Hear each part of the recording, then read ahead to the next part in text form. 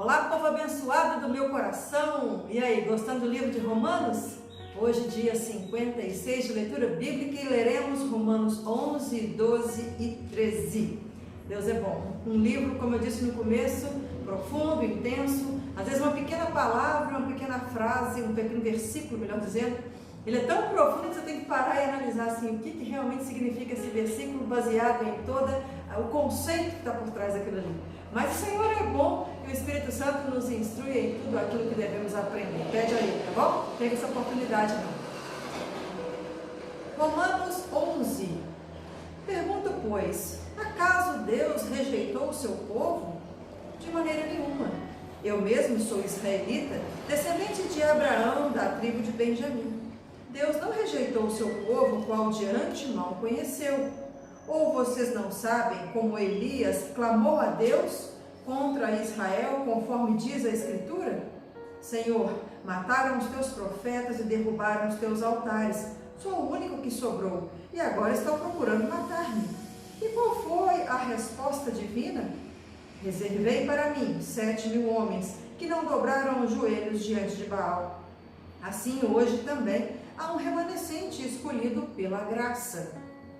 E se é pela graça, já não é mais pelas obras. Se fosse, a graça já não seria graça. Que dizer então? Israel não conseguiu aquilo que tanto buscava, mas os eleitos o obtiveram. Os demais foram endurecidos, como está escrito. Deus lhes deu um espírito de atordoamento, olhos para não ver e ouvidos para não ouvir, até o dia de hoje. E Davi diz: que a mesa dele se transforme em laço e armadilha, pedra de tropeço e retribuição para eles. Escureçam-se os seus olhos, para que não consigam ver, e as suas costas fiquem encurvadas para sempre. Novamente pergunto: acaso tropeçaram para que ficassem caídos? De maneira nenhuma. Ao contrário, por causa da transgressão deles veio salvação para os gentios, para provocar ciúmes em Israel. Mas se a transgressão deles significa riqueza para o mundo, e se o seu fracasso riqueza para os gentios, quanto mais significará a sua plenitude. Estou falando a vocês, gentios, visto que sou apóstolo para os gentios. Exalto o meu ministério, na esperança de que de alguma forma possa provocar ciúme em meu próprio povo e salvar alguns deles. Aqui deixa claro, que quando o povo judeu rejeitou Jesus como Messias, nós judeus fomos enxertados na árvore. E o fato de Deus então nos receber também como seus filhos provocaria ciúmes ao povo judeu. Mas então se a transgressão, ou seja, a negação que o povo judeu teve para com Jesus foi benefício para nós, gentios, foi riqueza para nós, imagina quando chegar a plenitude, disso tudo. Então, Paulo que fala que ele é apóstolo dos gentios, ele nos instrui a ter essa esperança de que esse ciúme também que causamos nos gentios possa incentivá-los a buscar novamente o Senhor e salvar alguns deles. Versículo 15. Pois se a rejeição deles é a reconciliação do mundo, o que será a sua aceitação senão vida dentre os mortos? Se é santa a parte da massa que é oferecida como primeiros frutos, toda a massa também o é. Se a raiz é santa, os ramos também o serão. Se alguns ramos foram cortados, e você, sendo oliveira brava, foi enxertado entre os outros, e agora participa da seiva que vem da raiz da oliveira cultivada, não se glorie contra esses ramos. Se o fizer, saiba que não é você quem sustenta a raiz, mas a raiz é você. Ou seja, nós fomos enxertados na raiz, na árvore que é Cristo, e aí nós vamos nos gloriar. Pois é, eu sou salvo e o judeu não é. Não faça isso, porque quem nos sustenta vivo é Jesus, tanto um quanto o outro. Então você dirá, versículo 19, os ramos foram cortados para que eu fosse enxertado. Está certo. Eles, porém, foram cortados devido à incredulidade.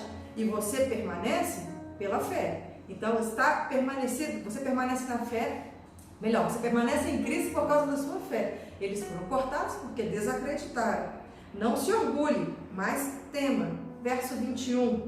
Pois, se Deus não poupou os ramos naturais, também não poupará você. Então, essa história de achar assim, Deus não me cortará, mas Deus cortou os próprios judeus para poder enxertar os gentios, porque eles não acreditaram, porque desobedeceram, por que não pouparia? Por que pouparia nós, gentios, de não nos cortar também? Versículo 22. Portanto, considere a bondade e a severidade de Deus. A severidade para com aqueles que caíram, mas bondade para com você, desde que permaneça na bondade dele. Tem uma condição aqui, né? De outra forma, você também será cortado, que eu acabei de falar. Versículo 23. E quanto a eles, se não continuarem na incredulidade, serão enxertados, pois Deus é capaz de enxertá-los outra vez. Afinal de contas, se você foi cortado de uma oliveira brava por natureza e de maneira antinatural foi enxertado numa oliveira cultivada, quanto mais serão enxertados os ramos naturais em sua própria oliveira? Irmãos, não quero que ignorem esse mistério, para que não se tornem presunçosos. Israel experimentou um endurecimento em parte, até que chegue à plenitude dos gentios. E assim todo Israel será salvo, como está escrito: virá de Sião o Redentor, que desviará de Jacó a impiedade. E esta é a minha aliança com eles, quando eu remover os seus pecados. Quanto ao Evangelho, eles são inimigos por causa de vocês, mas quanto à eleição, são amados por causa dos patriarcas, pois os dons e o chamado de Deus são irrevogáveis. Assim como vocês, que antes eram desobedientes a Deus, mas agora receberam misericórdia, graças à desobediência deles, assim também agora eles se tornaram desobedientes, a fim de que também recebam agora misericórdia, graças à misericórdia de Deus para com vocês. Pois Deus sujeitou todos à desobediência, para exercer misericórdia para com todos. Ó profundidade da riqueza, da sabedoria e do conhecimento de Deus!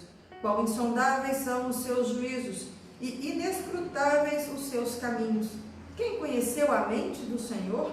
Ou quem foi seu conselheiro? Quem primeiro lhe deu para que ele o recompense? Pois dele, por ele e para ele são todas as coisas. A ele seja a glória para sempre. Amém.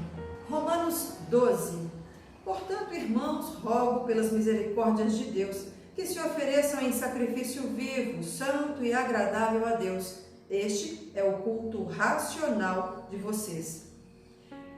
Essa passagem de Romanos, ela é muito utilizada no meio cristão e muito pregada, inclusive. E nós precisamos compreender que logo no versículo 1 fala que existe um culto racional. Nós não cultuamos na emoção, quando a gente fica feliz quando escuta uma música cheia de emoção, quando aquela música nos toca no coração. Nós não cultuamos a Deus quando vemos um milagre apenas, ou quando vemos uma manifestação diferente daquilo que a gente está acostumado a ver. Mas é necessário que a gente faça um culto racional, com a sua mente, com o seu intelecto, com o seu entendimento. É preciso que você entenda Jesus Cristo, a sua adoração e obediência a Ele de forma intelectual, inteligível também, né? Que você se ofereçam em sacrifício vivo. Para me oferecer como sacrifício vivo, eu preciso compreender, querido, de verdade o que eu estou fazendo e aonde eu estou me colocando e por que estou me sujeitando dessa forma. Um sacrifício santo e que também é agradável a Deus. É uma disposição inteligível, com entendimento e consciente e querendo fazer. Versículo 2, Romanos 2, 12, 2. Não se amoldem ao padrão deste mundo, mas transformem-se pela renovação da sua mente, para que sejam capazes de experimentar e comprovar a boa, agradável e perfeita vontade de Deus. Essa palavra aqui de amoldar é ter um molde. O mundo tem um molde, o mundo tem um padrão. Se você se encaixa no padrão do mundo, você não está se encaixando no padrão de Deus. Então, não se amoldem, não se encaixem, não aceitem o formato que o mundo tem, porque esse formato do mundo não é o formato de Deus. Cuidado com aquilo que você aceita como natural. Se esse natural é o que todo mundo, pecador, faz, está se amoldando ao pecado e às coisas de Deus. Versículo 3. Por isso, Pela graça que me foi dada, digo a todos vocês, ninguém tenha de si mesmo um conceito mais elevado do que deve ter, mas ao contrário, tenha um conceito equilibrado, de acordo com a medida da fé que Deus lhe concedeu. Ou seja, não acha que você é demais, não, né? Tem um sentimento e um pensamento e um conceito equilibrado a seu respeito, conforme o dom que o próprio Deus te deu. Assim como cada um de nós tem um corpo com muitos membros e esses membros não exercem todos a mesma função, assim também em Cristo nós, que somos muitos, formamos um corpo e cada membro está ligado a todos os outros. Temos diferentes dons, de acordo com a graça que nos foi dada. Se alguém tem o dom de profetizar, use-o na proporção da sua fé. Se o seu dom é servir, sirva. Se é ensinar, ensine. Se é dar ânimo, que assim faça. Se é contribuir, que contribua generosamente. Se é exercer liderança, que a exerça com zelo. Se é mostrar misericórdia, que o faça com alegria. Então, não espere que pessoas tenham o mesmo dom que você, não exija que pessoas tenham o mesmo comportamento e forma de ver a vida como você vê, ou as prioridades que você dá. Porque como somos corpo e cada um tem uma parte e exerce uma função, da mesma forma os dons na igreja eles são utilizados para a edificação dessa igreja na variedade de dons. Verso 9. O amor deve ser sincero. Odeiem o que é mal. Apeguem-se ao que é bom. Dediquem-se uns aos outros com amor fraternal. Prefiram dar honra aos outros mais do que a você. Nunca falte a vocês o zelo. Sejam fervorosos no espírito, sirvam ao Senhor. Alegrem-se na esperança, sejam pacientes na tribulação, perseverem na oração. Compartilhem o que vocês têm com os santos em suas necessidades. Pratiquem a hospitalidade. Abençoe aqueles que os perseguem. Abençoe-nos e não os amaldiçoem. Alegrem-se com os que se alegram. Chorem com os que choram. Tenham uma mesma medida uns para com todos, com os outros. Não sejam orgulhosos, mas estejam dispostos a associar-se a pessoas de posição inferior. Não sejam sábios aos seus próprios olhos. Quero só voltar aqui um pouquinho e repetir essa questão aqui. De rir com os que riem, se alegrar com os que se alegram e chorar com os que choram. Muitas vezes conseguimos chorar com os que choram, na sua tristeza, numa perda, num luto, mas alegrar com os que se alegram. Os invejosos têm mais dificuldade. Porque vê alguém conquistando e não consegue ficar feliz porque ele queria ter igual. Então, observe se você também é capaz de se alegrar com aqueles que estão conquistando e se alegrando e tendo momentos de felicidade mesmo que você não tenha. Versículo 17. Não retribuam a ninguém, mal por mal. Procurem fazer o que é correto aos olhos de todos. Façam todo o possível para viver em paz com todos. Amados, nunca procurem vingar-se, mas deixem com Deus a ira, pois está escrito: minha é a vingança, eu retribuirei, diz o Senhor. Ao contrário, se o seu inimigo tiver fome, dê-lhe de comer. Se tiver sede, dê-lhe de beber. Fazendo isso, você amontoará brasas vivas sobre a cabeça dele. Não se deixem vencer pelo mal, mas vençam o mal pelo bem. Fazendo coisas boas para aqueles que te irritam, te incomodam, te perseguem, você amontoa brasas, você vai queimando na cabeça da pessoa, aquela brasa vai fazendo pensar, vai fazendo refletir, poxa, eu faço mal e a pessoa me traz o bem. É uma estratégia muito santa de Deus para as nossas vidas.